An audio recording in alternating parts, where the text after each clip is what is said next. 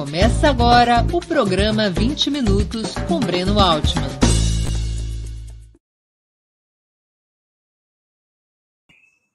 Bom dia! Hoje é 7 de outubro de 2021. Bem-vindos a mais uma edição do programa 20 Minutos Internacional.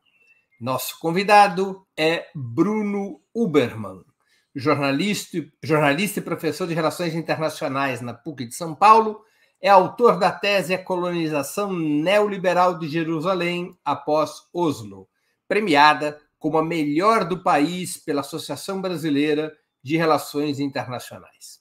Antes de começar a conversa, gostaria de pedir que façam uma assinatura solidária de Opera Mundi em nosso site ou se tornem membros pagantes de nosso canal no YouTube. A imprensa independente e Opera Mundi precisam da sua ajuda para se sustentar e se desenvolver. Eu sei que não está fácil para ninguém, mas sem uma pequena colaboração de cada um dos nossos espectadores e de nossos leitores, será muito difícil conseguirmos ampliar o poder de fogo da imprensa independente. Também peço que curtam e compartilhem esse vídeo, além de ativarem o sininho do canal. São ações que ampliam nossa audiência e nossa receita publicitária. Nossos espectadores e nossas espectadoras também poderão fazer perguntas ao convidado, bastando escrevê-las nas áreas de bate-papo das plataformas. A quem as fizer, no canal de Opera Mundi no YouTube, peço que contribuam com o Superchat ou o Super Sticker. Outra forma de contribuir é através do Pix. A vantagem do Pix é que não há nenhum tipo de retenção por parte do YouTube. Aquilo que vocês contribuírem é o que chega aos cofres, aos cofrinhos de Opera Mundi. A nossa chave no Pix é apoie@operamundi.com.br. Vou repetir a chave do Pix. apoie@operamundi.com.br. Bom dia, Bruno. Uma honra ter sua presença no 20 Minutos. Obrigado por aceitar o nosso convite. Imagina, bom dia, Breno. Um prazer ser entrevistado por você. Um prazerzaço, na verdade. Bruno, você utiliza na tua tese de doutorado um marcador temporal específico, os Acordos de Oslo, como é denominado um par de documentos assinados nos anos 90 entre Israel e a Organização para a Libertação da Palestina. O primeiro desses documentos foi assinado em Washington, em 1993, e o segundo em 95, em Taba, no Egito. Eu queria te pedir, antes de mais nada, que explicasse esses acordos. Representaram efetivamente uma disposição de Israel em se retirar dos territórios palestinos ocupados em 1967? De forma alguma, Breno. Em nenhum momento nos acordos esteve previsto a retirada de Israel dos territórios palestinos de 67. Né? O que são os territórios palestinos de 67? São os territórios de Cisjordânia e Faixa de Gaza, né, que Israel ocupou na guerra de 1967 dos 6 dias, né, que foi o restante dos territórios palestinos históricos que Israel não conquistou a partir da força na guerra de 48, né? Em seguida as guerras que Israel foi conquistando à força, né, a Palestina histórica, né? E depois da Intifada de 1987, né, quando os palestinos fazem um levante popular, né, depois da ocupação, aí nesse mapa, né, de que a gente vê nesse terceiro mapa da esquerda para a direita, né, Cisjordânia e Faixa de Gaza, aí, né? E aí seria a chamada solução de 2 estados, que supostamente estaria em negociação nos acordos de Oslo. Mas o que foi acordado em Oslo seria uma retirada por partes, né? Foi acordado que a Cisjordânia e a faixa de Gaza seriam fragmentadas em áreas A, B e C, né? Os palestinos governariam as áreas A, que seria as áreas onde estaria uma autonomia palestina, e os palestinos, de certa forma, experimentariam um teste. Se os palestinos sucedessem nesse teste, as áreas A cresceriam e, quem sabe, caso os palestinos provassem terem maturidade, eles poderiam se governar a si mesmos.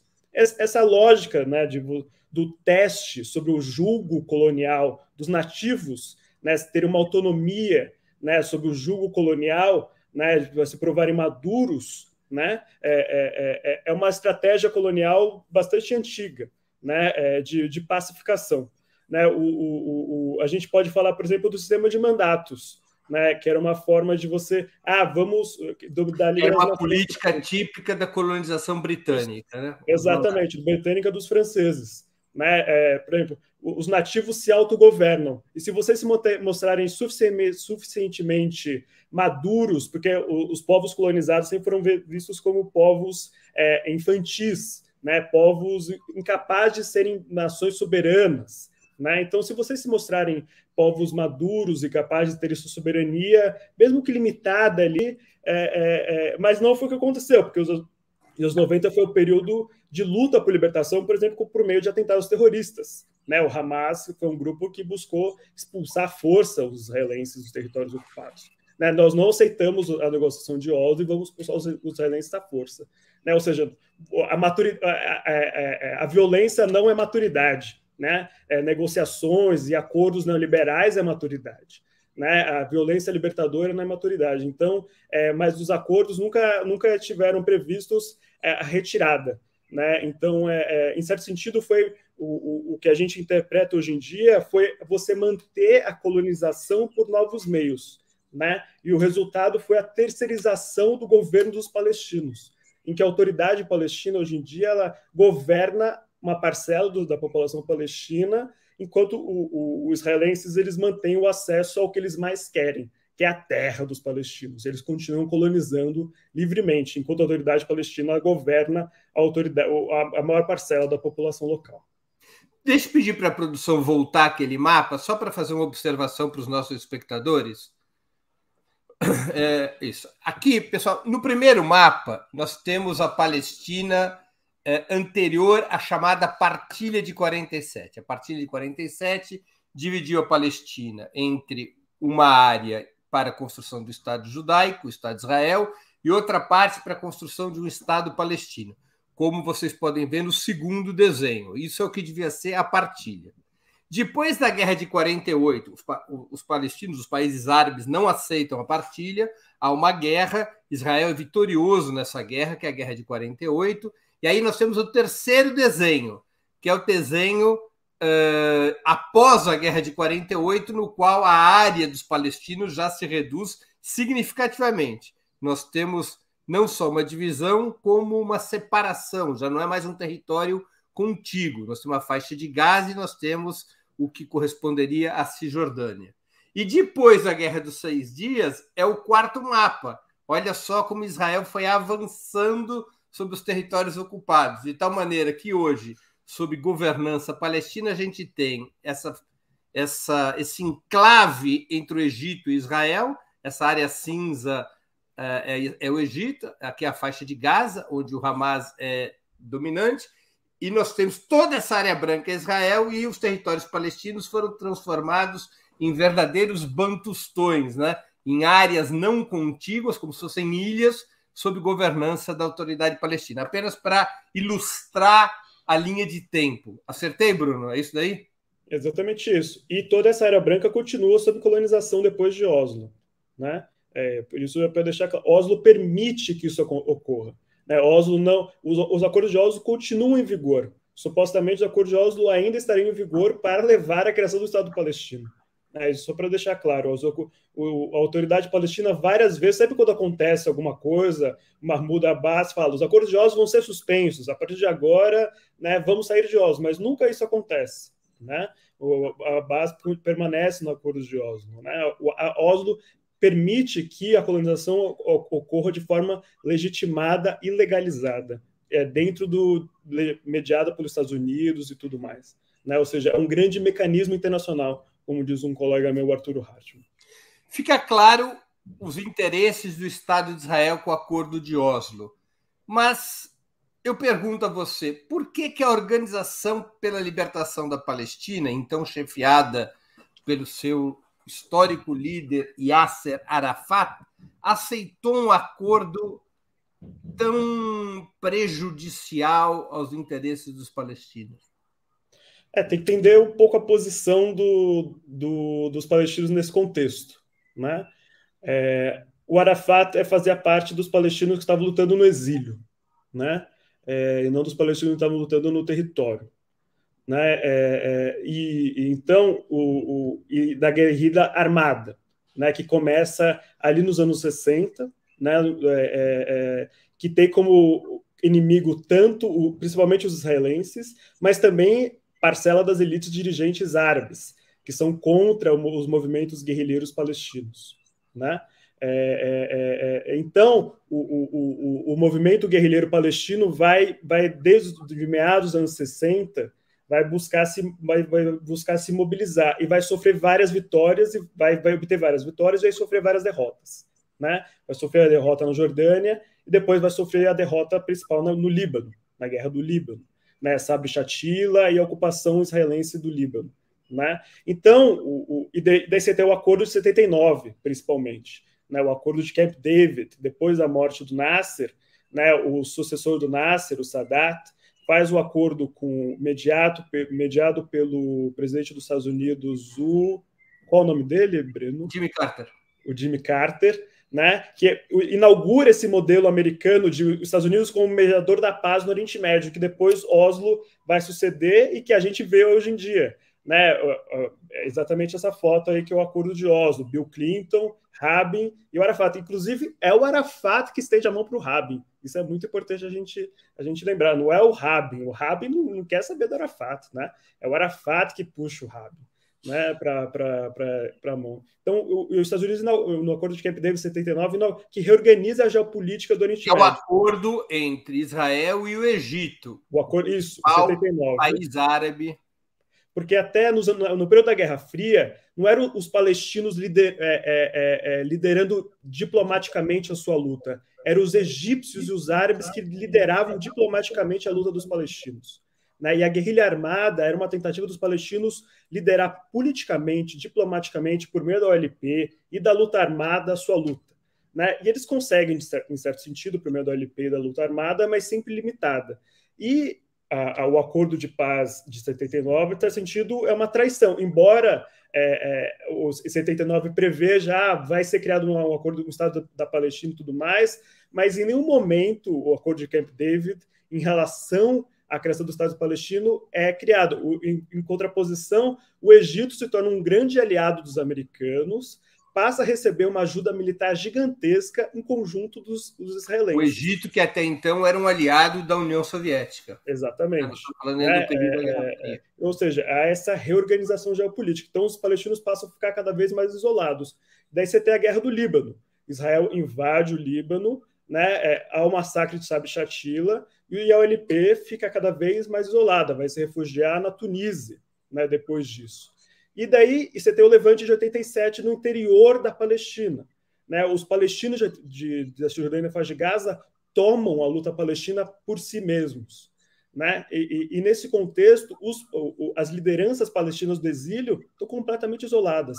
Então, o protagonismo da luta palestina é dos palestinos, dos territórios palestinos ocupados, né? Então você tem os palestinos do exílio, que a chamada intifada, né? A primeira intifada. Isso, a primeira intifada. Então, nesse contexto, os palestinos do exílio, que eram liderados pelo Arafat, que eram os protagonistas da questão palestina, vão se ver isolados e vão buscar tomar o protagonismo de volta. Vão declarar a independência da Palestina em 88, né? E há a Conferência de Madrid de 91, que inaugura o processo de paz, ainda protagonizado pelos palestinos dos territórios palestinos ocupados, né? Mas a abertura desse canal secreto de Oslo, né? Só uma pergunta antes. O Hamas, ele, em alguma medida, é fruto da primeira intifada? O Hamas, ele surge no bojo da primeira intifada, né? Mas ele é fruto da repressão da ocupação, né? Ele surge à medida que, desde o contexto da Guerra Fria, né? Então você tem o contexto da ocupação dos territórios palestinos ocupados e você tem o surgimento, no contexto da Guerra Fria, dos movimentos islâmicos, né, em diversos locais do Oriente Médio, em conexão com a Irmandade Muçulmana, né? E o Hamas vai ser a versão palestina desses movimentos, né, que vão buscar fazer um governo muçulmano, né, em vários locais do Oriente Médio, e o Hamas surge a partir disso. Mas o Hamas exerce muita simpatia entre os militantes da primeira intifada. Exerce muita simpatia porque é um movimento muito radical, né? Que vai ter, obviamente, ele vai exercer muita simpatia não pelo seu conservadorismo religioso, né, mas pela sua radicalidade política, né, de buscar evitar acordos, né, de buscar mobilizar desde a base, né? Assim como porque a intifada ela é caracterizada pelos movimentos de base, né? O que acontece na intifada, né? A formação de um movimento nacional a partir de movimentos de base, né? Cada cidade, cada vilarejo passa um movimento de base e as pessoas se organizam em movimentos populares. Tem o movimento de segurança, tem o movimento de agricultura, que é o movimento de resiliência, que passa a construir um Estado palestino desde baixo, né? Eles decidem, depois o filme que eu indiquei para a gente conversar depois, por exemplo, fala: vamos construir autonomia econômica, vamos comprar vacas. Isso passa para boicotar o leite israelense, né? E isso é um perigo para os israelenses, porque isso passa a ter uma autonomia e um orgulho para os palestinos. E autonomia e orgulho é a principal característica do movimento anticolonial, e isso é o principal perigo para o movimento israelense. E a OLP, no exílio, ela já começa a fazer uma inflexão no rumo de um acordo. Exatamente. Né? Do canal secreto de negociação. Daí há o reconhecimento de Israel, né? E a abertura desse canal secreto em Oslo, né? E esse canal secreto em Oslo desvia das negociações iniciadas na Conferência de Madrid em 91, né? Que eram lideradas principalmente pelos palestinos dos territórios palestinos ocupados, né? Que estavam liderando a intifada, né? Então, esse canal secreto vai ser liderado pelos palestinos no exílio. Então, os palestinos que são caracterizados pela segregação, né? As negociações, né, vão ser caracterizadas pela essa segregação, né? E Oslo vai ser esse acordo. Então, as lideranças que vão fechar Oslo, né, vão selar o acordo de Oslo, eles não tinham um conhecimento profundo dos territórios palestinos. O Arafat não tinha um conhecimento profundo dos territórios palestinos, né? E ele não pisava na Palestina já tinha muitos anos. Não pisava na Palestina fazia muitos anos, acho que desde criança, né? Quando ele tinha se tornado um refugiado, né? Inclusive toda a elite dirigente, né? Eles eram bons na condução da guerrilha e tudo mais, mas não na negociação política ali, mas era para recuperar o protagonismo político, né? E o contexto de isolamento político que eles se encontravam. Inclusive, o Arafat ele foi o único que foi contra a Guerra do Golfo, nesse contexto, né? Para evitar o isolamento político que ele se encontrava, né? No contexto de pós-Guerra Fria, né? O colapso da União Soviética é um fator importante para entender. Mais, né? Você entendeu o isolamento dos palestinos nesse contexto, ele vai ser o único que vai se aliar com o Saddam Hussein. O Saddam Hussein completamente isolado, o Arafat vai se aliar, inclusive o Saddam Hussein manda mísseis, né, em solidariedade aos palestinos em 91, né, e isso é considerado um erro estratégico do Arafat e tudo mais, né, enfim. Mas precisa entender. Então, em certo sentido, as elites palestinas também não tinham alternativa. Por outro lado, a não ser negociar com os israelenses também. Né? Por outro lado, né, não se tinha muito o que se fazer, né, no sentido do o que fazer com o que os palestinos poderiam fazer, né? A segunda intifada já ocorre depois dos acordos de Oslo, né? Isso. Tem um cartaz que eu acho, em Hebron, né, tem uma rua que é fechada. Hebron é o museu do apartheid, alguns vão dizer, né? Porque lá o centro de Hebron foi fechado pelos colonos mais radicais, ultranacionalistas, né? Que fecharam uma parte de Hebron porque eles desejam morar lá e aquilo se tornou perigoso demais para os palestinos viver, porque eles jogam pedras e tudo mais. E eles fizeram tipo um museu ao ar livre, narrando a sua narrativa a respeito de Oslo, porque os colonos mais radicais eram contra Oslo, né? Porque eles viam isso como uma forma de você ceder aos palestinos os territórios que para eles eram israelenses, né? Inclusive eles mataram Isaac Rabin em 95 por causa disso, né? E para os israelenses essa é a razão do fracasso de Oslo, né? Enquanto Oslo, do meu ponto de vista, jamais fracassou, porque permitiu que a colonização se mantivesse. Mas para os colonos ultranacionalistas, eles chamam a Segunda Intifada da Guerra de Oslo, né? Porque a Segunda Intifada é total resultante das contradições de Oslo, né? O Oslo provocou, em última instância, né, um desenvolvimento contraditório na sociedade palestina, né? Uma promessa de um desenvolvimento econômico e político que nunca se realizou, né? E essa frustração com a libertação nacional trouxe tantas frustrações, né, que levou a uma nova revolta popular, né? Ao mesmo tempo em que também provocou uma divisão em Israel. Exatamente, né? Entre alas mais pacifistas e alas mais radicais, né? Entre aqueles que aceitavam a negociação. Ocorreu durante o governo do... Me fugiu o nome agora. Em 2000, durante o governo... Começou com Ehud Barak. Sim, e depois evoluiu no governo do Ariel Sharon. Ariel Sharon. Exato. Do falecido Ariel Sharon. Ariel Sharon. Ficou anos em coma antes de morrer. Exato. O Ariel Sharon no ano de 2000. Perfeito. Deixa eu fazer uma outra pergunta. Agora, a linha histórica está bem. Acho que deu para todo o pessoal entender. Tá? O Acordo de Oslo, 93, 95. Segunda Intifada Palestina, rebelião contra o Acordo de Oslo.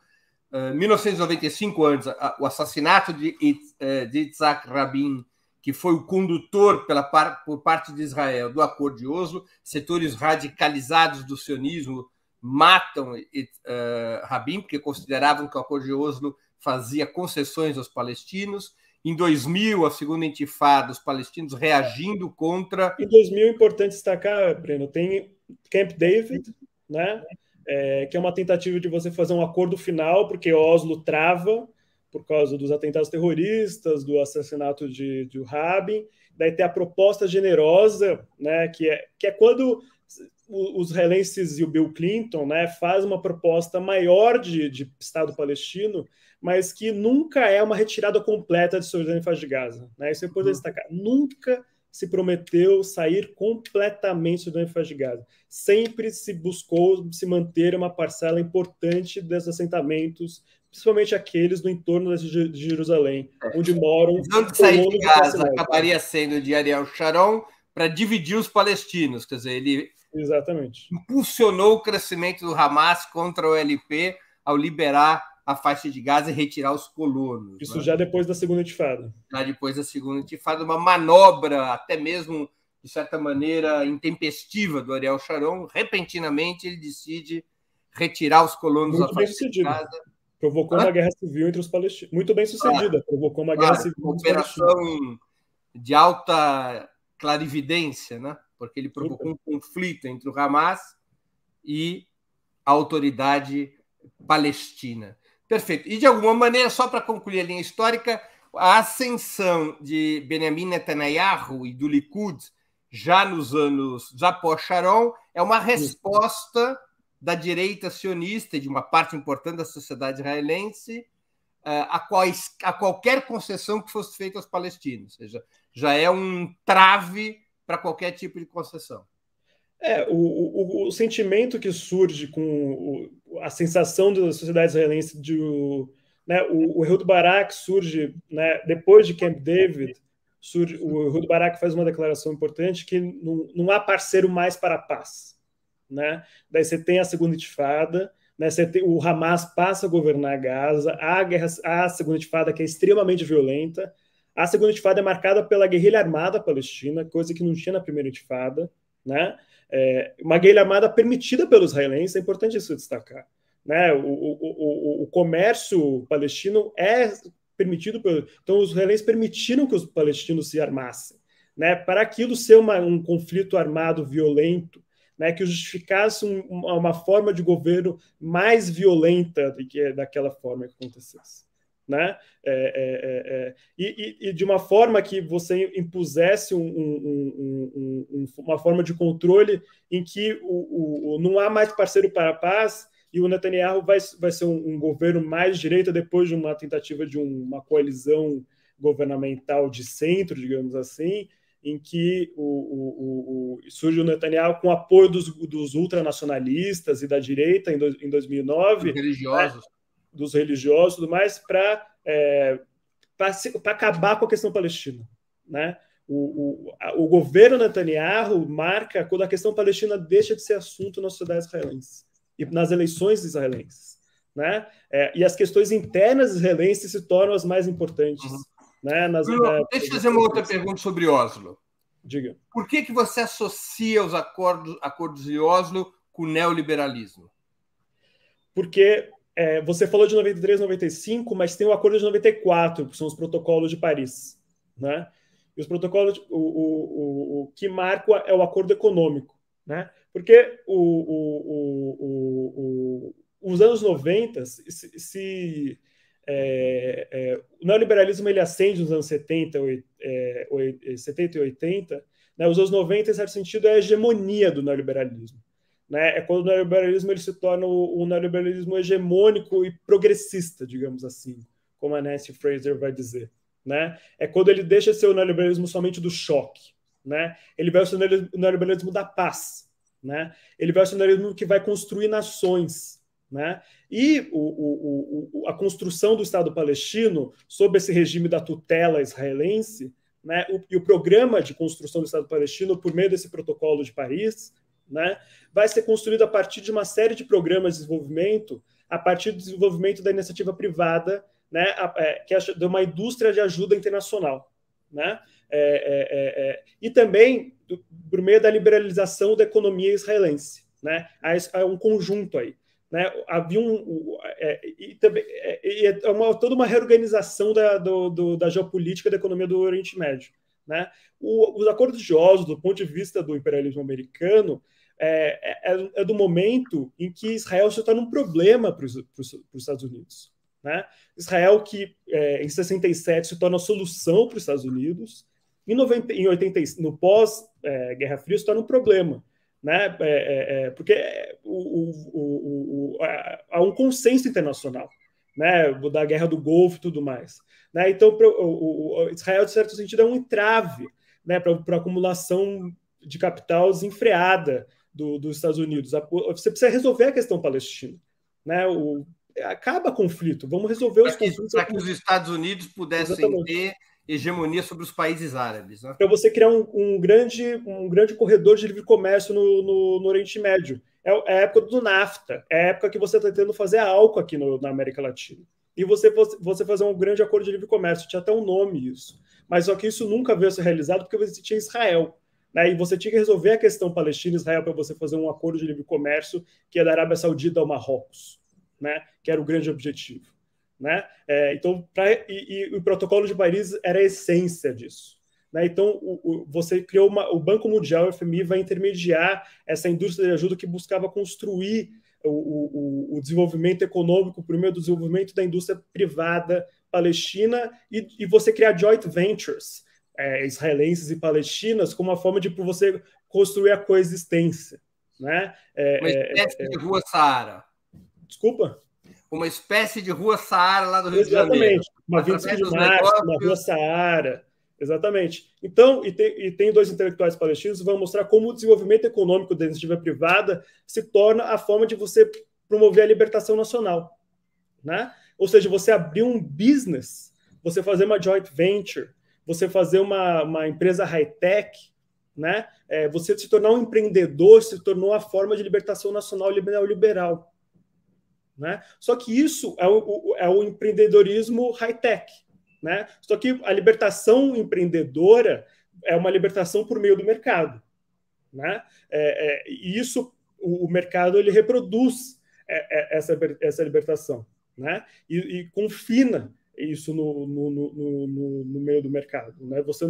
Você não consegue, em última instância, de fato, se libertar. E é o que a gente tem visto em última instância, né? As elites, você vai criando classes trabalhadoras, classes médias e burguesias palestinas que se tornam dependentes da ajuda internacional e do capital israelense, né? Porque todos os benefícios econômicos que essas classes trabalhadoras, médias e burguesias palestinas elas obtiveram nos últimos 20, 30 anos foi conseguida para a sua libertação nacional, para construir o seu Estado independente e soberano, foi conseguida graças à ajuda internacional mediada pela burguesia israelense por meio do Banco Mundial, do FMI e das doações dos Estados nacionais e de joint ventures e Microsoft e das indústrias high-techs e tudo mais.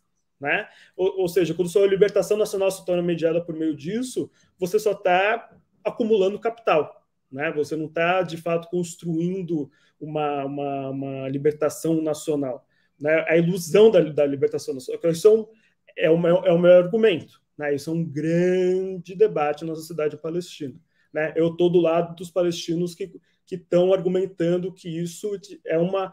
Isso não... Daí vão ter os palestinos que vão argumentar que isso é uma etapa para a gente se construir a dignidade primeira para então... Né, você construir aquele argumento leninista, em certo sentido, de você construir a burguesia nativa para depois construir a libertação nacional.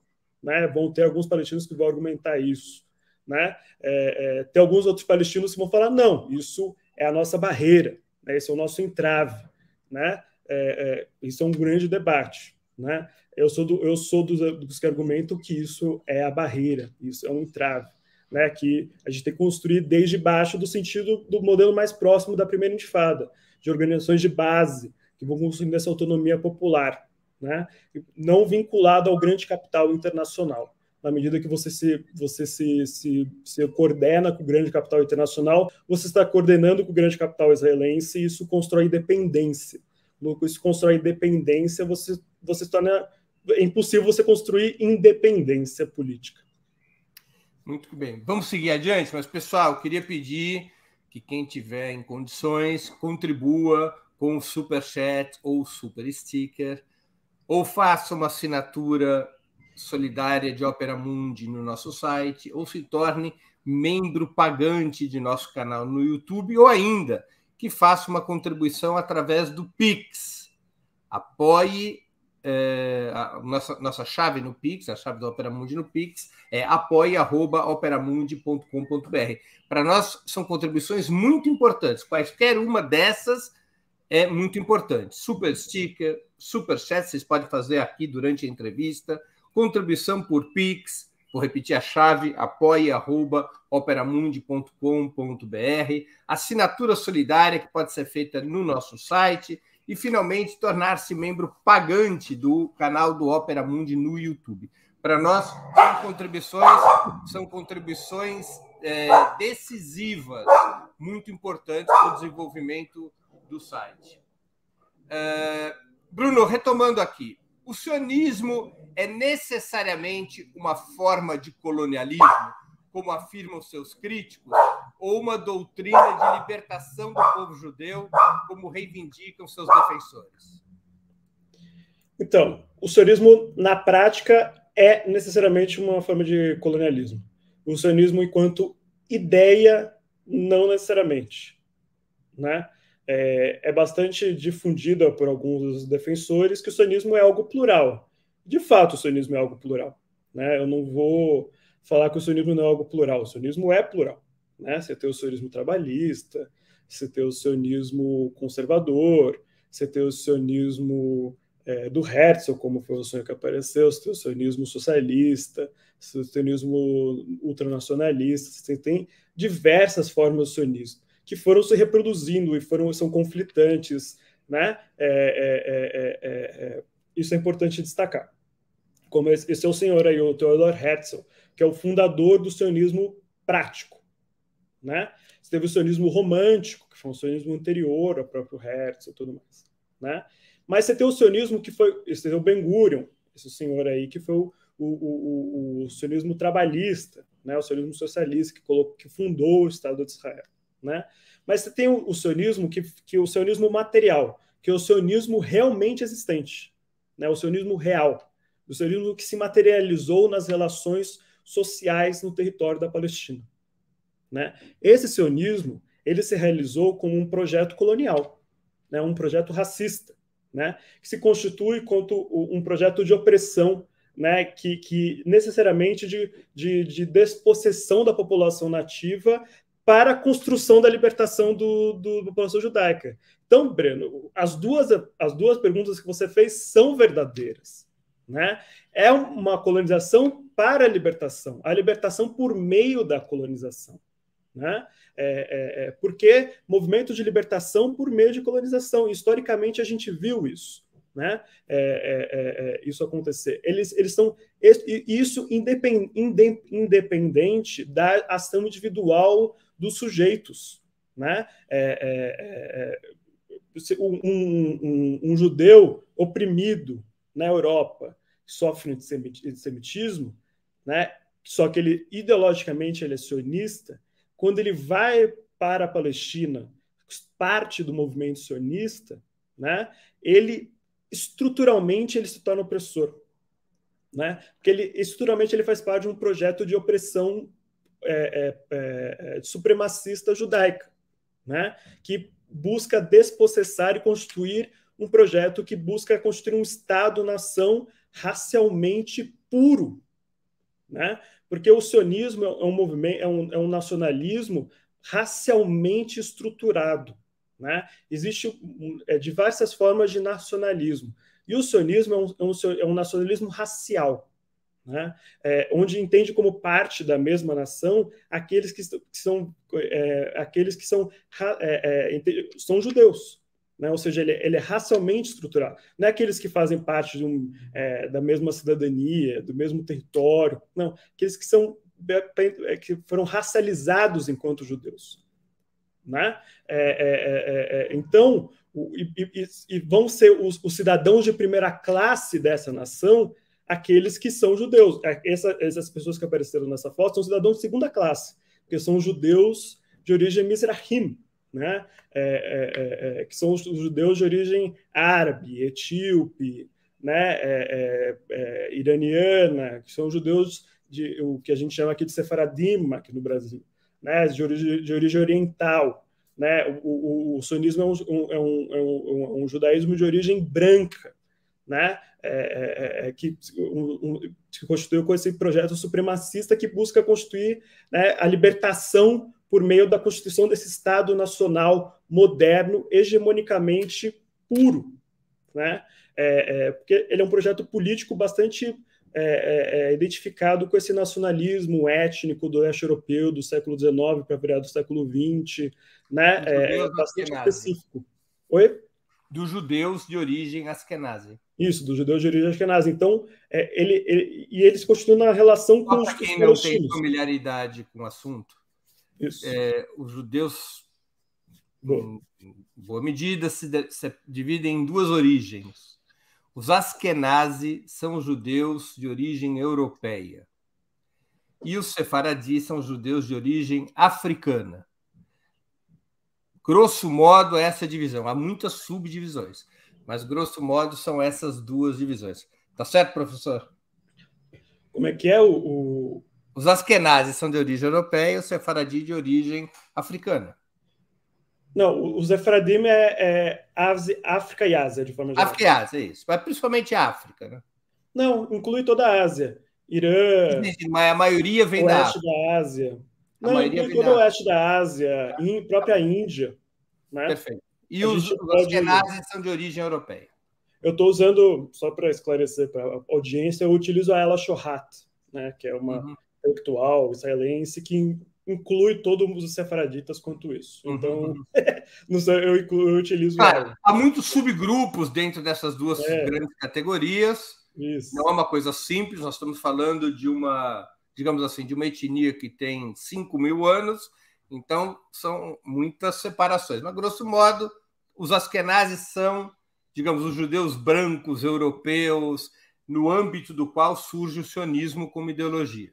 Exatamente. Os judeus sefaradi são judeus, muitos deles até negros, ou que não são brancos, e que foram... Nenhum deles são brancos.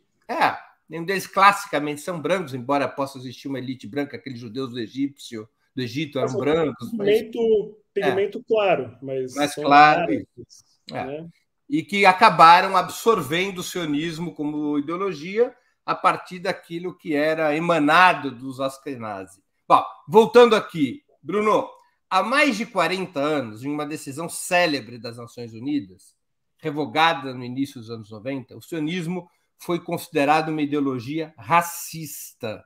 Você já tangenciou esse tema, eu queria que você aprofundasse. Você concorda com essa abordagem? O sionismo é uma ideologia racista? O sionismo é uma ideologia racista na prática. O sionismo enquanto prática. O sionismo realmente existente, porque o sionismo na prática é... O chamado siorex, sionismo realmente existente. Exatamente. Né? Porque, assim, né, é muito comum, Breno, e você sabe muito bem disso, né, e a nossa audiência sionista, talvez, quando vai ouvir a gente falar isso, vai falar, mas eu sou sionista e eu não sou racista. Né? Mas não tem a ver com ação individual, isso daqui. Né? E o Fanon dizia isso. Né? Tem a ver com estrutura. Né? Porque o sionismo, enquanto projeto político, né, ele se realizou na prática enquanto um projeto que acabou com a Palestina. Para os palestinos, o sionismo ele significa negação da sua existência, né, expulsão da sua terra natal, assassinato, genocídio, tortura, opressão, exploração, eliminação, Nakba. Né? Isso é o sionismo na prática. Né? Então, da mesma forma como todo projeto colonial. Né? E todo sionista, independente da sua ação individual, se beneficia da acumulação universal das terras e do trabalho palestino.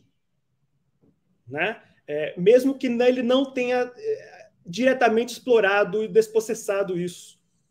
Né? Porque o Estado de Israel e os sionistas mais violentos fizeram isso por eles. Assim como eu, enquanto brasileiro, sou um colono estruturalmente opressor e me reconheço enquanto um colono estruturalmente opressor do brasileiro.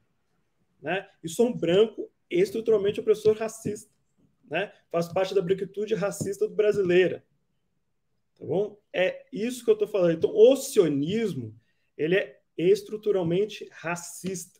E todos aqueles que se identificam como sionistas estão vinculados a uma ideologia racista. É isso que a gente está querendo dizer aqui. E a ONU, enquanto reconheceu, né, que o sionismo é uma ideologia racista, fez parte de um movimento em que a ONU estava se descolonizando. Né? Então, quando a gente busca entender a descolonização da Palestina, significa a gente descolonizar a Palestina do sionismo. Né? E vão ter aqueles que vão argumentar que é possível o sionismo fazer parte da coexistência da Palestina. A própria Judith Butler, né, que é uma intelectual judaica, vai dizer que não existe essa possibilidade. Né? Porque o sionismo, enquanto prático, eu gostei do que você falou de siorex, é isso? Uhum. O siorex, enquanto ele não tem como se descolonizar. Né? Você quer criar um novo projeto político judaico, mas que não é o sionismo. Porque o sionismo prático ele é racista e colonial. Né? Bruno, antes de te fazer a próxima pergunta, eu quero agradecer a Cecília MB por ter contribuído com o Superchat e peço aqui os demais espectadores e demais espectadoras que estão aproveitando essas palavras, essas informações, essas análises do Bruno, contribuam aqui com o nosso canal, para que a gente possa ampliar, desenvolver a nossa atividade jornalística sempre mais e mais. Bruno, o antisionismo é antissemitismo, como afirmam os sionistas? Vamos lá. O antisionismo é uma forma de anticolonialismo. E o antissemitismo é uma forma de racismo. Então, está aí já uma distinção básica, né? Você igualar o antisionismo com uma forma de antissemitismo é uma forma de silenciamento, né? Isso serve para você impedir críticas ao Estado de Israel, né? De forma geral, né? E é muito comum você... isso a gente vê... existe algumas pessoas na esquerda que vão confundir as coisas, né? E isso tem que ser criticado, né? E essa confusão vem porque os sionistas promovem a confusão. Os sionistas buscaram confundir o judaísmo com o sionismo, né? Só que cabe a nós, judeus antisionistas, esclarecer que judaísmo e sionismo são duas coisas diferentes, né? E esclarecer isso daqui, né? E esclarecer alternativas judaicas ao sionismo, né? E libertar o judaísmo do sionismo, né? E libertando o judaísmo do sionismo, a gente pode também buscar construções de libertação da própria... contribuir para a libertação da Palestina também. É uma forma, eu acredito, né? A Judith Butler diz isso daí também, né? É uma forma de solidariedade com os palestinos, como faz os companheiros do Natarei Karta aí, né? Natarei Karta, por razões um pouco distintas das minhas, mas por razões estritamente religiosas, né? Mas isso é importante destacar, né? Mas isso é importante porque isso é uma forma muito eficiente de silenciar as críticas a Israel, porque Israel se coloca como representante de todos os judeus do mundo, né? E isso não é verdadeiro, né? Não me representa. Embora eu tenha mais direitos a território da Palestina do que qualquer palestino do mundo, né, enquanto judeu. Basta você pisar no Estado de Israel. Basta eu querer, né, nem pisar. Né, eu posso reivindicar minha cidadania sem nem pisar lá. Né, só aqui no consulado eu me torno cidadão. Talvez eu tenha que passar uns meses lá. Né, e é isso. Né?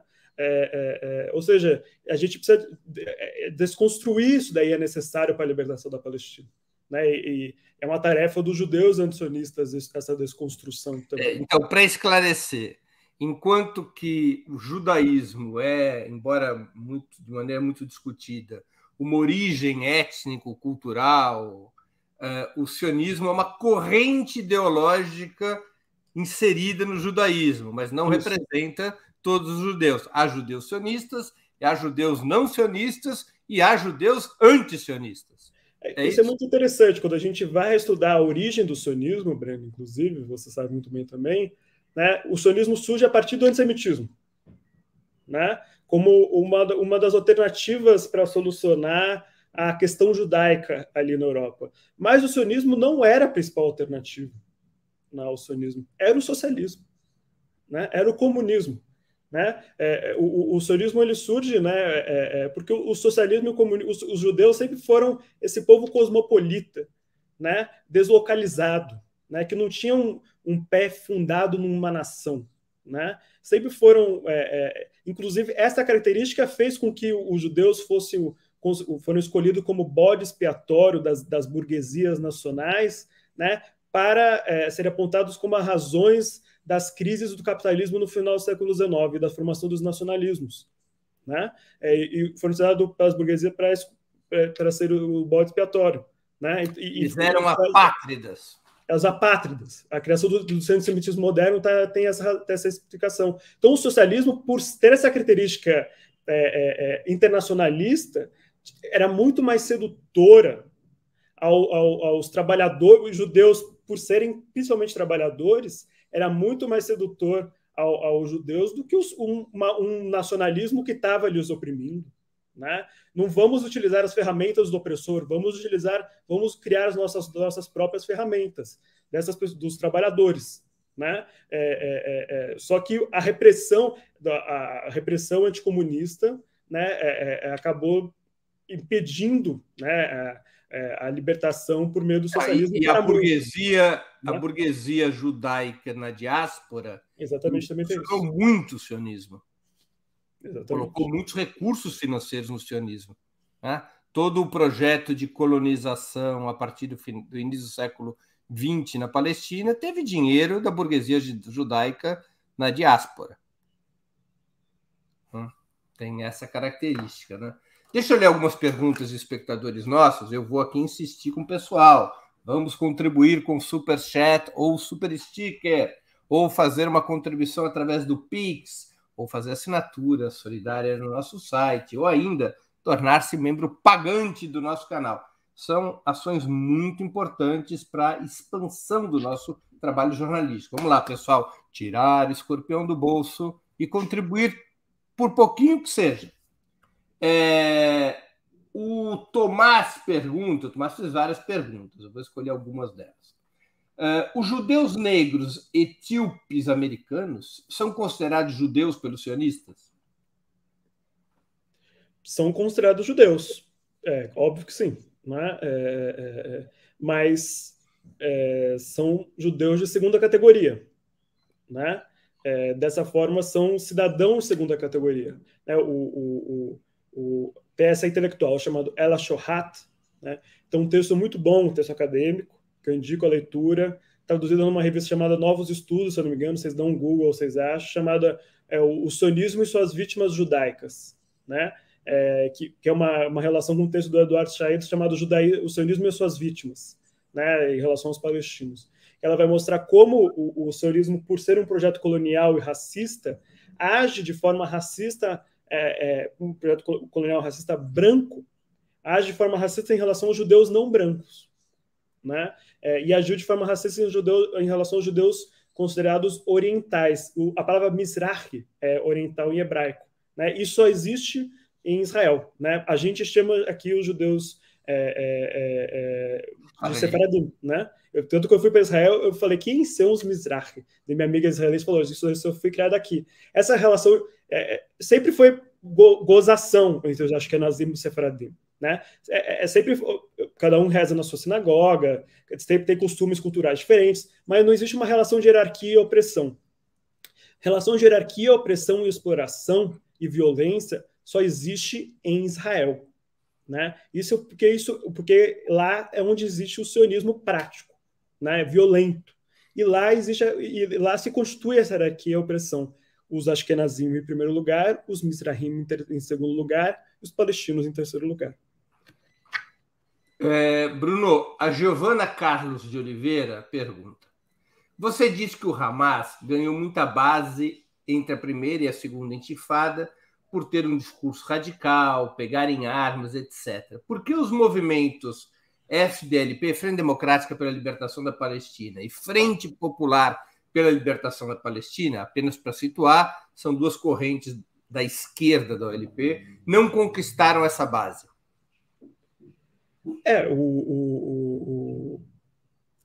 A esquerda toda, no período pós-Guerra Fria, perdeu base, né? Você ser socialista e comunista nos anos 90, o Breno acho que pode falar mais do que eu. Eu era uma criança nos anos 90. Mas não pegava bem para ninguém, né?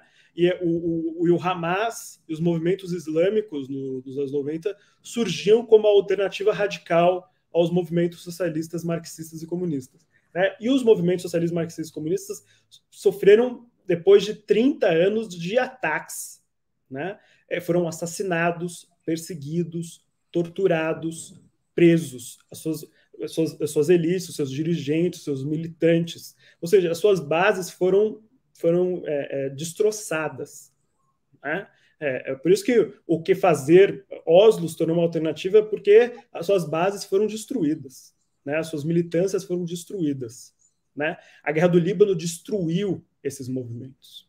Isso é importante destacar, né? E o Hamas surge como uma alternativa política forte, incentivada pelos imperialismos, né? Como uma forma de enfraquecer os movimentos de esquerda.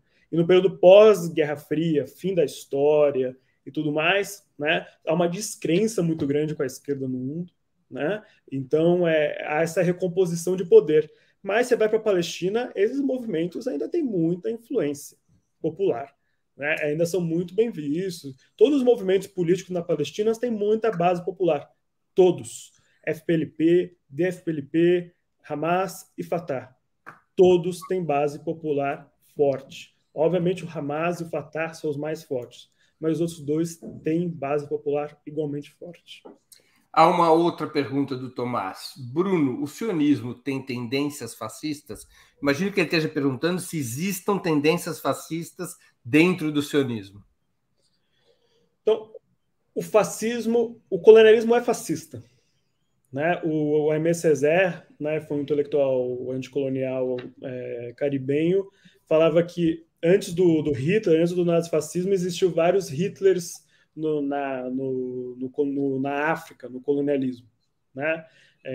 Então, o fascismo, o colonialismo é fascista, né? A gente pode enxergar mesmas características, né, bastante similares nesses dois processos, né? E falando mais desse neofascismo, né, mais contemporâneo, né, a gente já via tendências ultranacionalistas, né? O Netanyahu é uma tendência ultranacionalista de direita em 2009, né? Antes da crise, ali logo depois da crise financeira e tudo mais, né? Ele é uma tendência de Trump e Bolsonaro, né? Militantes de esquerda israelenses sendo violentados na rua e tudo mais, várias tendências políticas que a gente considera neofascistas, né, ter sido debatidas hoje em dia, isso já vinha sendo discutido em Israel pela ultradireita israelense há um bom tempo, né? Então acho que tem essas duas características, né? O colonialismo, o projeto israelense, ele é estruturalmente fascista, né? E tem essa nova direita israelense ali dos anos 2000, ela tem tendências neofascistas, né, que se mantém. O próprio primeiro-ministro atual, Bennett, ele é fruto desse processo, mas ele meio que se liberalizou para se aliar com a esquerda para tomar o poder. O Estado de Israel se reivindica como a única democracia do Oriente Médio, em meio a regimes teocráticos. Os críticos do Estado de Israel denunciam que o sistema israelense se assemelha ao apartheid sul-africano. Qual é o teu ponto de vista, Bruno? Onde está a razão? Israel é a única democracia do Oriente Médio ou é um sistema de apartheid? Eu acho que aquele mapa que você mostrou anteriormente, ele é bastante revelador, né? Eu gosto muito, né, do termo democracia racista, Bruno, né? É possível a gente conviver mecanismos democráticos com apartheid. Acho que o próprio Safatli, quando ele veio aqui no seu programa, ele falou a democracia brasileira ele é geograficamente delimitada, né? Eu estou em Pinheiros, a democracia existe. Alguns quilômetros da minha casa não tem mais democracia, né? Em Israel é a mesma coisa, né? Tem democracia para os israelenses brancos em alguns territórios de Israel, né? Você começa a caminhar, se você é um palestino, você andando por Israel não tem democracia, né? Você vai para alguns locais de Palestina e Israel, deixa de ter democracia, né? Então é um apartheid, né? E os apartheid... É uma democracia cujo marcador é racial. Marcador racial, exatamente. Então, o que eu estou querendo dizer é... 100% de democracia para os judeus askenazi, 80% de democracia para o sefaradi, 50% para os árabes israelenses, 0% para os palestinos. Mais ou menos isso. Exatamente, né? O que eu estou querendo dizer é apartheid lá e apartheid aqui, né? Só que o apartheid lá é regulamentado. Institucional. E várias camadas de institucionalidade. Existe o apartheid de Gaza, que é de uma forma. Existe o apartheid da Cisjordânia, que é de outra forma. Existe o apartheid de Israel, que é de outra forma. Aqui no Brasil, o apartheid é desregulamentado, né? É um apartheid no interior da Constituição de 88, por várias práticas e tudo mais. Eu não estudo isso, né? Mas ele é muito mais prático do que institucionalizado. Alguns estudiosos classificam essa diferença entre o supremacismo e o racismo. Exatamente. O supremacismo seria o racismo institucionalizado. Acho que faz mais sentido mesmo. Então, Israel é um regime de supremacia racial, como foi a África do Sul, nessa lógica, não? Acho que é uma boa forma da gente entender mesmo. Acho que exigiria mais estudo da gente. É um dos estudos meus de buscar aproximar um pouco a realidade brasileira da realidade palestina, inclusive. O processo. E essa similaridade é resultante de processo de colonização por povoamento, né? Ambos países foram constituídos por processo de colonização por povoamento. Um agrupamento europeu branco veio para esses territórios, colonizou, tomando o território, estabelecendo um processo de supremacia racial, né? Obviamente, e esse resultado é resultado do encontro dos indígenas com os colonos, né? Obviamente, né, aqui é um povoamento que trouxe escravizados africanos, né? Obviamente, há várias semelhanças e diferenças, né? Que vai constituindo. Lá tem os Mizrahi, né? Aqui tem os africanos, que os Mizrahi não foram escravizados, enfim. Né? Tem várias semelhanças e diferenças que a gente pode entender. Né? Ali é uma diferença radical, né? Cisjordânia, faixa de Gaza com Israel. Aqui não, mas terras indígenas e não terras indígenas, né? A gente pode começar a ver. Não é a mesma coisa, mas também é interessante a gente ver. Agora, Bruno, você não acha que o sionismo ele passou em um certo momento? O sionismo era um movimento laico, ele não nasce a partir de religiosos, não é isso? Ele assume um discurso religioso para poder incorporar a sua narrativa à origem bíblica do povo judaico, ou seja, que o povo judaico já vivia na Palestina antes dos árabes palestinos, portanto, o que os judeus reivindicam é o retorno e não a colonização. Sempre foi hegemonicamente laico, mas sempre, né, desde o início, houve o consenso sionista, né? Sempre houve, né, entre os sionistas sempre houve necessário uma pequena presença dos religiosos ali, que no começo era bem minoritária, né? Mas sempre houveram aqueles que a preocupação contra a grande assimilação dos judeus na Europa, né, entre os sionistas, né? E fazer Jerusalém como Meca era os muçulmanos, né? No consenso sionista, nos primeiros congressos sionistas, havia já essa preocupação, né? Então, e a religião sempre serviu de legitimador ao sionismo, né? Mas isso foi crescendo. Isso sempre foi uma contradição ao sionismo, porque o sionismo, como você colocou, sempre foi secular e principalmente socialista, né? E aí o camarada Bolsonaro, né, é a prova disso, dessa religiosidade do sionismo tornando cada vez mais religioso. Isso vem como consequência em certo sentido, do enfraquecimento do sionismo, né? O sionismo ele começa a se tornar religioso depois de 73, da Guerra do Yom Kippur, né? Quando o sionismo parecia que sofreu sua primeira derrota, né? E os soldados do fronte, né, formam o movimento do Gush Emunim, né, que é o movimento dos ultranacionalistas, que vai incentivar um movimento mais ultranacionalista, que vai se aliar com um movimento mais religioso, né? E a sociedade israelense a ocupação vai polarizando a sociedade israelense, né? E vai tornando a sociedade cada vez mais nacionalista, religioso e tudo mais, né? E eles nesse sentido, foram dominando, porque o socialismo, que era, nesse sentido, uma ideologia que dava base em consonância com o sionismo, foi perdendo força, né, historicamente, e esse ultranacionalismo religioso foi substituindo, né, como uma moralidade do sionismo. Eu acho interessante. O sionismo sempre precisou de uma moralidade, que era o socialismo, e agora é esse ultranacionalismo religioso, né? Eu queria agradecer a contribuição no Superchat do Silvio Davi Paciornik. Ele afirma que conheceu alguns intelectuais socialistas de respeito, Bernardo Kuczynski, Maurício Navorny, que se dizem sionistas. É um registro que ele faz, o Silvio. E tem uma pergunta do André Vinhal, que também contribuiu com o Superchat, que eu agradeço ao André. Ele sempre está aqui contribuindo, é um cara muito presente aqui. Eu agradeço sempre a ajuda que ele nos dá nessa moeda que eu sempre esqueço o nome. Ele mora em algum país árabe e essa é uma moeda de algum país árabe. Daqui a pouco ele vai me explicar de novo o que é pela quinta vez. Eu vou tentar memorizar. Há setores antisionistas na atual esquerda israelense?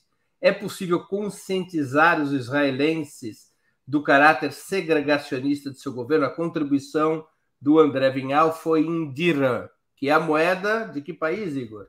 Perguntando aqui para a nossa produção. Inclusive o próprio Breno entrevistou outro dia, né, o Cassis, né, os setores comunistas. A esquerda israelense tem setores palestinos e judaicos, né, antisionistas. Né? O antissionismo judaico passou a existir depois da ocupação. Houve um período que o antissionismo deixou de existir em Israel, com a criação de Israel. O antissionismo praticamente deixou de existir no mundo e ele voltou a existir, principalmente depois da ocupação, que foi algo bastante contestado. Né? Existe o Partido Comunista, existem movimentos palestinos no interior de Israel que são antissionistas, né? E o antissionismo tem se fortalecido nos últimos anos internacionalmente, inclusive. Né? Mas ainda são movimentos bastante marginais, né? Mas em Israel é bastante marginal. Né? O movimento pacifista de esquerda sionista ainda é muito mais forte que qualquer movimento anti-sionista.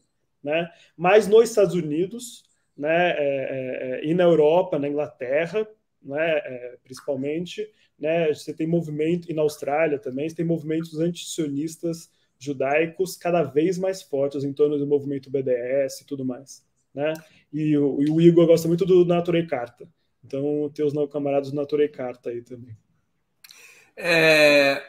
Bruno, a base conceitual dos acordos de Oslo, você mesmo já se referiu a isso, foi a partilha, isso é, a solução de dois estados na Palestina. Um estado judaico, um estado palestino, como foi determinado pela chamada partilha de 47. Você considera que essa saída ainda tem viabilidade? Não. Obviamente, por um tempo, eu imagino que ali nos anos 90, foi uma solução pragmática que todo mundo imaginou que, de fato, solucionaria. Né? Palestinos de boa fé, né? Mas o próprio Eduard Said, né, ali em 94, ele escreveu que o Acordo de Oslo era Versalhes palestino, né? Era a rendição, né? Os termos do acordo significava isso, né? Então, isso levaria a um fracasso total do movimento de resistência. O camarada Eduard Said estava corretíssimo, né? E o enfraquecimento daquela geração que foi muito forte da resistência do exílio e está levando a elite dirigente da OLP e da Autoridade Palestina, a gente vê. No entanto, cada vez mais o surgimento de uma nova geração, né, da resistência palestina. E esse ano, durante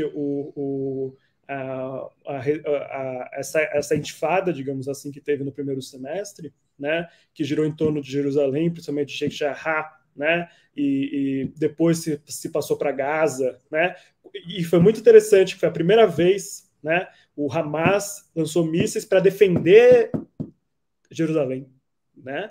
Hamas não se fazia isso há muito tempo, né? Ou seja, representou uma unidade, né? E os palestinos convocaram a intifada da unidade e fizeram uma greve nacional pela primeira vez desde 1936, né? Ou seja, faz 80 anos, digamos assim, de uma greve de unidade nacional em todo o território da Palestina, né? Porque os palestinos foram fragmentados, né? E tem surgido movimentos para uma campanha de um estado, de um único estado, né? Porque a colonização da Cisjordânia é tão profunda, como mostrou aquele mapa, né? Que não faz sentido você desocupar a Cisjordânia, né? Não é que não gosto de falar que não é racional. Você pode desocupar, né? Desmantelar todos os assentamentos, mas a que custo? Os palestinos historicamente defenderam um Estado. Historicamente, em 100 anos de luta palestina, os palestinos por 20 anos aceitaram 2 Estados. Né? O modelo de 2 Estados sempre foi um modelo israelense para você, e sempre foi uma tática para você conquistar cada vez mais território. Né? Eles aceitaram a partilha com uma tática para você ampliar a fronteira por meio da força, e sempre foi isso que eles fizeram. Estão fazendo isso há 70 anos, 80 anos. Né? Isso é um modelo israelense, nunca foi um modelo palestino. A unidade e a unidade da Palestina, né, sempre, e isso eu acho que é a única forma. Ou seja, trocar a ideia dos 2 estados por um único estado laico, democrático e federado. Exatamente. Né? Essa é a única forma de libertação da Palestina, de você trazer justiça para todos, judeus e palestinos. Uhum. Bruno, eu deixo aqui agradecer a mais uma contribuição de Superchat. Antes, dizer que eu finalmente aprendi. Breno, Emirados Árabes Unidos. Emirados Árabes Unidos, é isso que eu ia falar. É o dirham, moeda AED, é o dirham, Emirados Árabes Unidos. O André Vinhal sempre vem aqui com seu dirham nos apoiar. Eu não posso esquecer. Dirham, Emirados Árabes Unidos. O Marquinho Carvalho também contribuiu com o Superchat. E ele pergunta: amigos, eu não consigo entender essa história do retorno dos judeus. Afinal, quem estava no território no passado? Os judeus ou os palestinos? Historicamente, o território que a gente conhece como Palestina, né, segundo as histórias bíblicas, era o território da Terra Prometida. Né? De fato, onde está hoje o Domo da Rocha, que é aquele edifício com a cúpula dourada, onde era o templo dos judeus. Né? Então, os judeus da era bíblica, na época de Cristo e tudo mais, era onde os judeus estavam. Né? Mas na época do sionismo moderno, né, viviam lá os palestinos. Os palestinos eram judeus, muçulmanos e cristãos. Posso só dar uma ajudinha para facilitar a compreensão do Marquinhos? É assim, ali onde é a Palestina, e mais além da própria Palestina, existiu a Israel bíblica. Não é? Existiu como Estado. Os judeus foram, por sucessivas colonizações, os judeus foram para a diáspora, eles saem da Terra Prometida, eles não ficaram na Terra Prometida. No século XIX, o percentual de judeus na Palestina era inferior a 8%. E aquela terra, a Palestina, passa a ser ocupada modernamente, nos últimos séculos, por árabes palestinos, não mais por judeus. Os judeus foram para a diáspora, foram para outros países, foram para a Europa, foram para a África, foram para a Ásia, e a Palestina deixou de ser um lugar habitado por judeus há muitas centenas de anos e passaram a ser ocupado pelos palestinos. Quando o sionismo é criado e começa o processo de imigração assistida, porque eram dados recursos para os judeus que fossem para a Palestina, eu já citei aquela história do apoio da burguesia judaica, da burguesia sionista de muitos países a esse tipo de programa, aí foi crescendo o percentual de judeus que viviam na Palestina, porque isto era a base de uma estratégia para fazer da Palestina, ou de parte da Palestina, o Estado de Israel reivindicado pelo sionismo. Tá certo, Bruno? Tá certo. Mas então, essa é a situação. Então, o sionismo se juntou em algum momento à religião para reivindicar a terra prometida, ou seja, que aquela terra palestina era dos judeus porque era dos judeus há 5.000 anos. Importante destacar, quando os sionistas eles vão buscar criar o Estado Nacional Judaico, Palestina não era a única alternativa. Né? Uganda era uma alternativa. Argentina? Bariloche era uma alternativa. Bariloche é uma espécie de segundo Estado de Israel, né? A Palestina se torna a alternativa escolhida para legitimar, né? E para você criar uma narrativa de um passado comum, porque era assim o nacionalismo judaico, né? Que era um nacionalismo cultural, folclórico, de você criar essa narrativa do passado comum. Pô, se tivesse escolhido Bariloche, iam se divertir mais do que naquela terra árida e acabava com o futebol argentino, que a gente ia gostar também, né? Que os judeus têm bons pianistas, bons violinistas, bons matemáticos, bons médicos, bons professores como o Bruno, mas não tem bons jogadores de futebol. Isso aqui nunca foi estudado. Por que não tem um único judeu bom de bola? O time israelense é formado por palestinos, basicamente. É um mistério. Eu não conheço um único judeu bom de bola. Bom no nível profissional, de alto rendimento. Não existe. Bora lá, sem brincadeiras. Vamos seguir em frente. Tem um filme de um amigo meu chamado Futebol e Barreiras. Se passa na Palestina. Vale a pena assistir. Muito bem. Há uma evidente e brutal assimetria de forças entre o Estado de Israel e os palestinos, tanto em termos econômicos quanto militares. Brutal assimetria. Em um cenário desse tipo, como os palestinos poderiam conquistar sua emancipação? O que fazer, Bruno?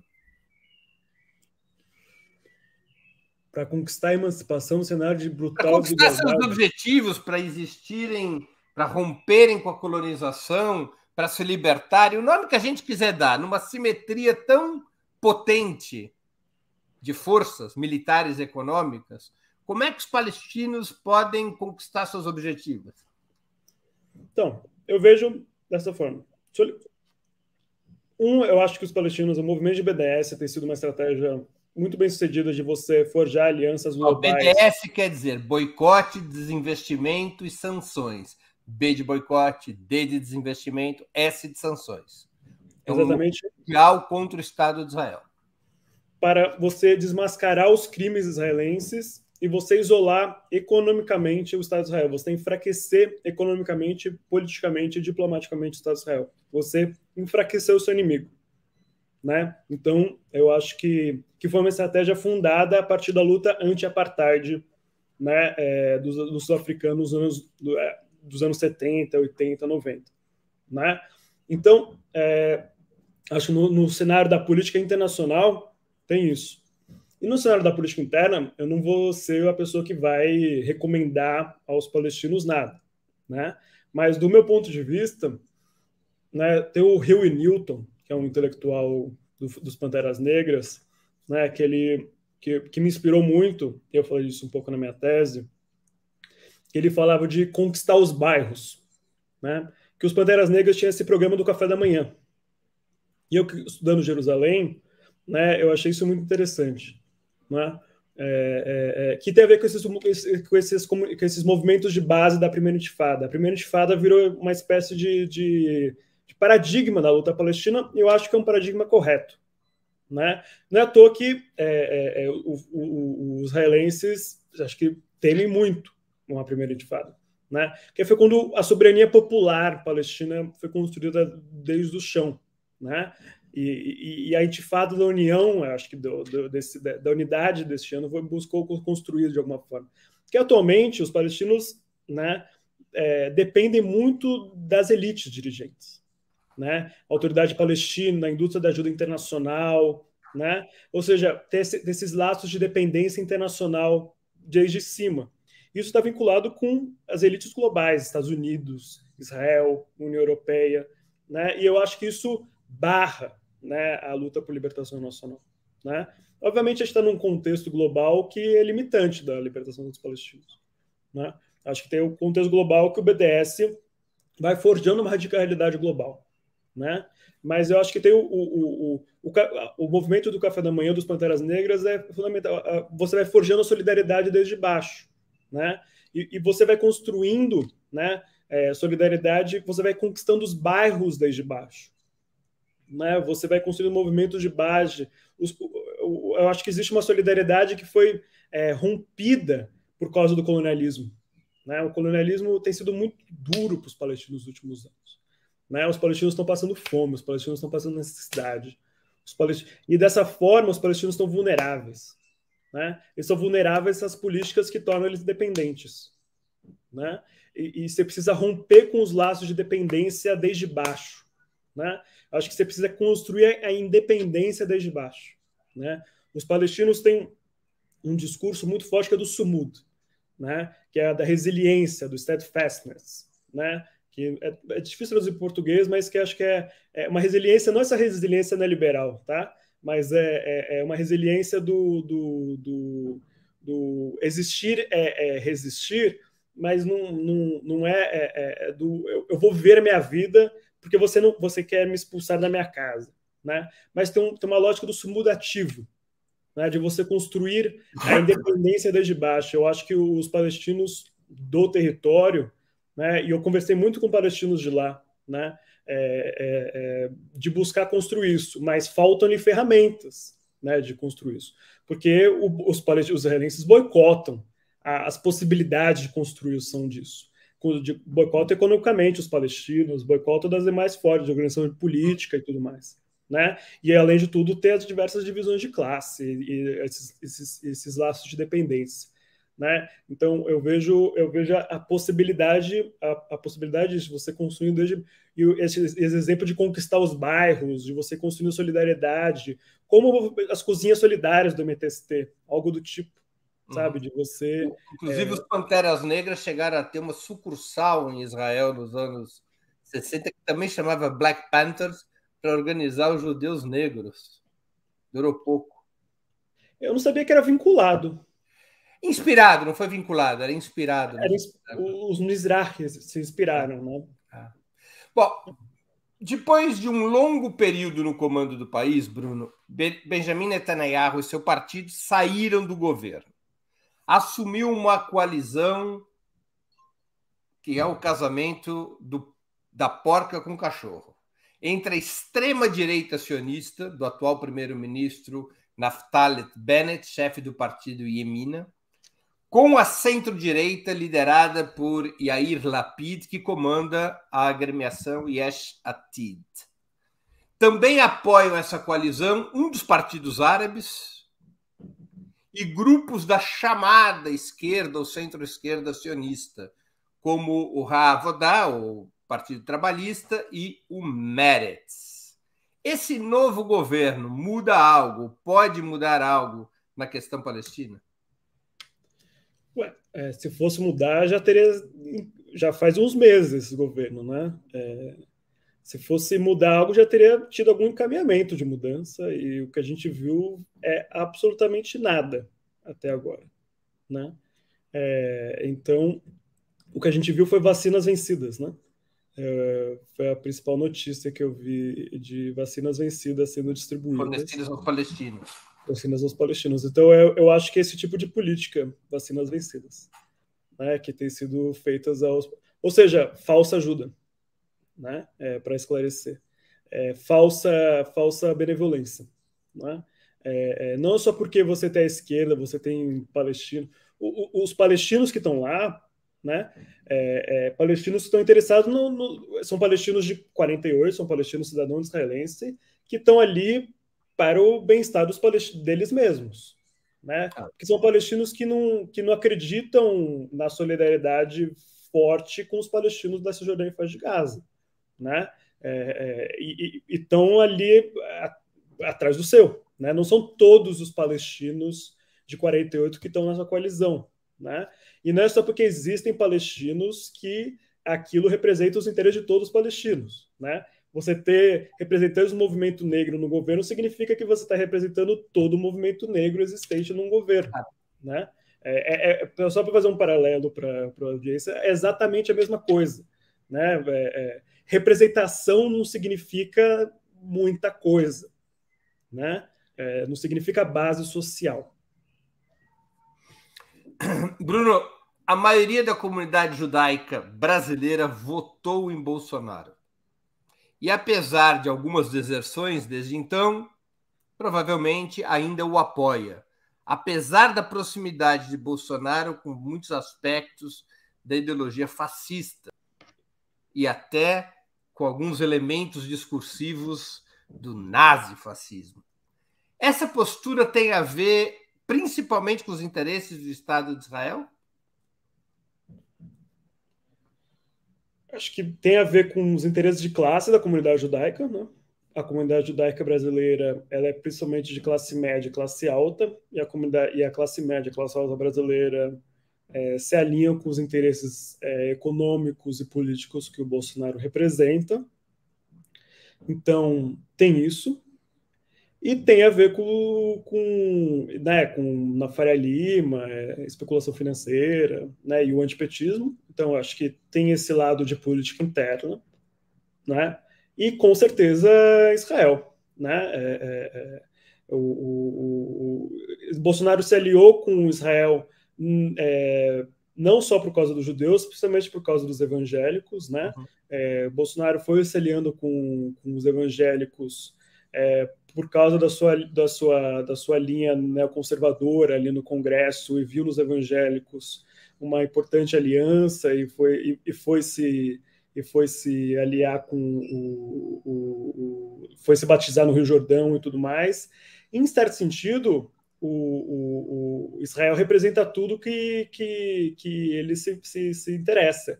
Um Estado racista, né, racialmente puro, etnicamente conservador, focado em segurança, que representa os interesses da polícia e do exército, né? Os interesses cada vez maior da sua base religiosa e conservadora, né? Um liberalismo econômico violento. Ultraliberalismo econômico violento, né? E mesmo quando há uma sucessão de governo, esses interesses são remantidos, né? A gente não tem visto esses interesses sociais serem totalmente desrespeitados em Israel. Israel continua tudo bem com a mudança de governo. Houve uma insurreição popular quando Netanyahu saiu do poder, né? Tá tudo bem em Israel, né? Então, depois de 12 anos de poder, né? Enfim, se imaginaria que 12 anos de poder, o cara sai do poder, nossa, mais satisfação. Não, tá tudo bem em Israel. Né? As bases populares que sustentaram Netanyahu continuam sendo representadas, né, em certo sentido.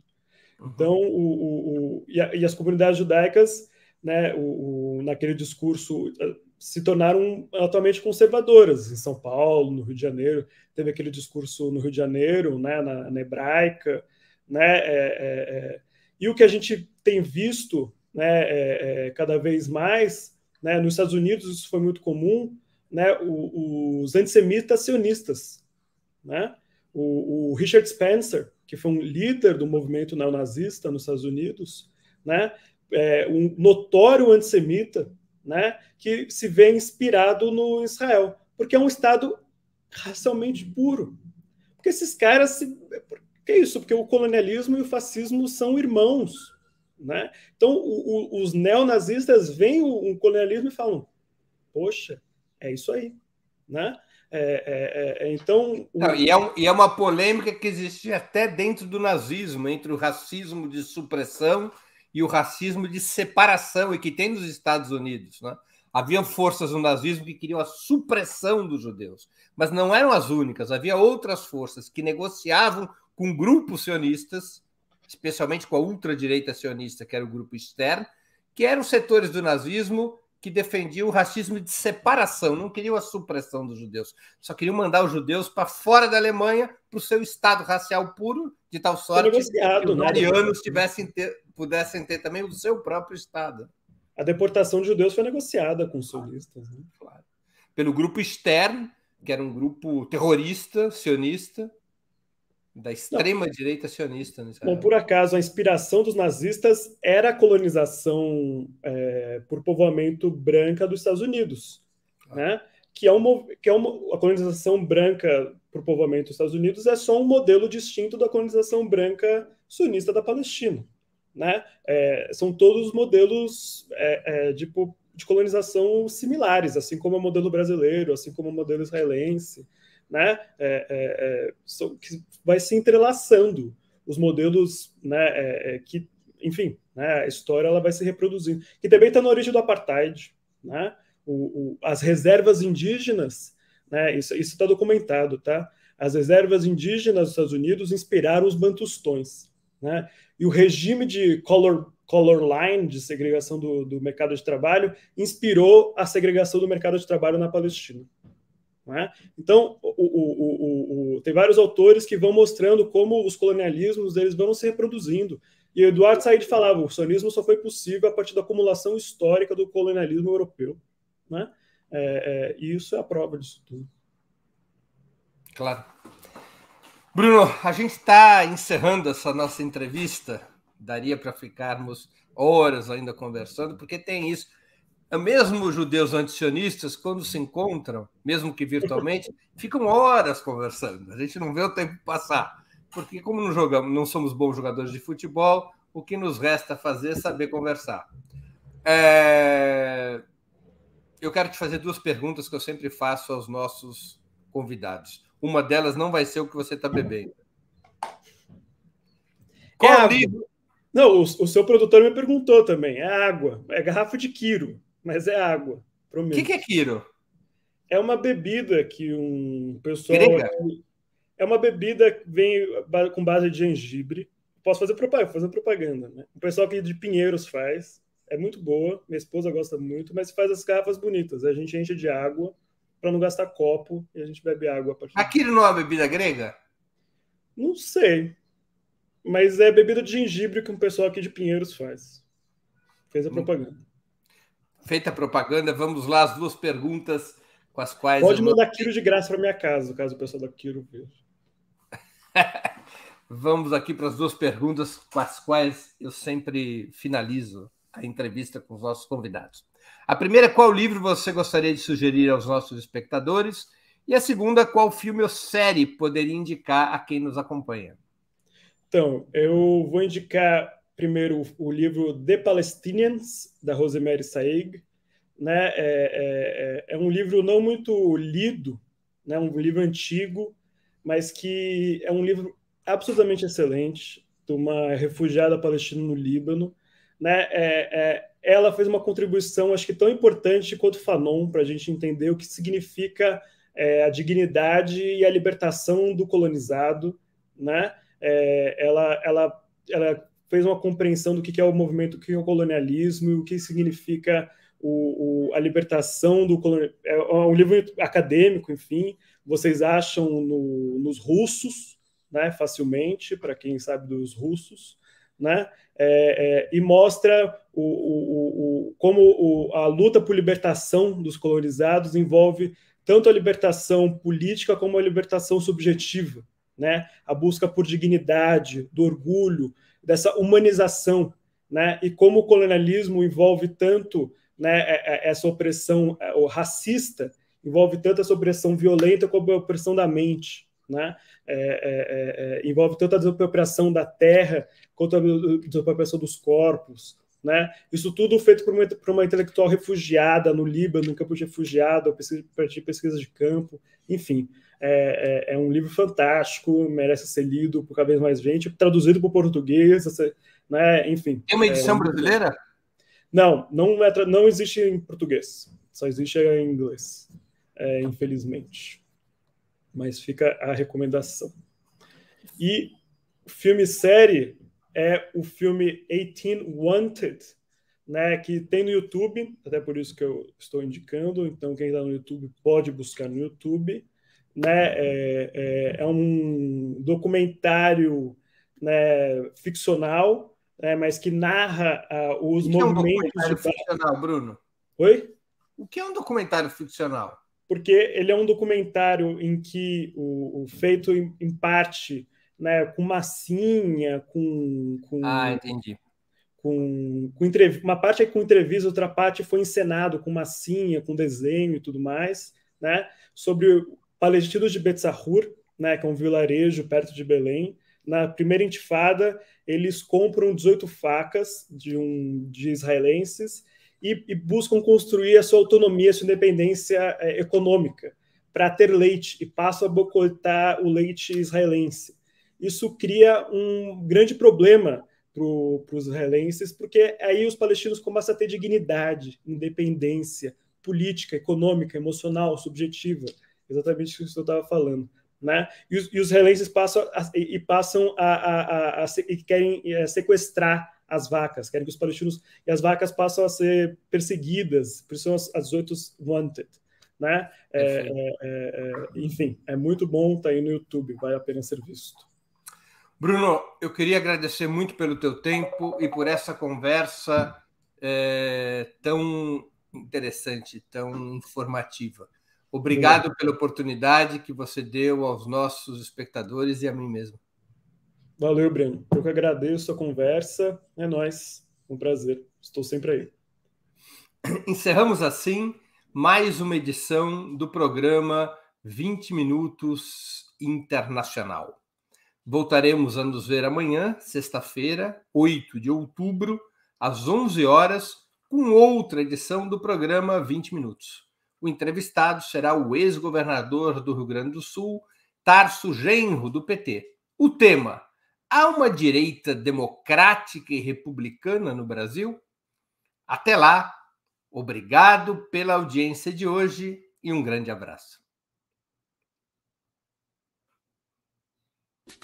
Para assistir novamente esse programa e a outras edições dos programas 20 Minutos, se inscreva no canal do Opera Mundi no YouTube. Curta e compartilhe nossos vídeos, deixe seus comentários. O jornalismo de Opera Mundi é mantido com o seu apoio. Faça uma assinatura solidária em www.operamundi.com.br. Com um pequeno valor mensal, você nos ajuda no desenvolvimento de um jornalismo independente e de qualidade. Obrigado pela audiência e até a próxima.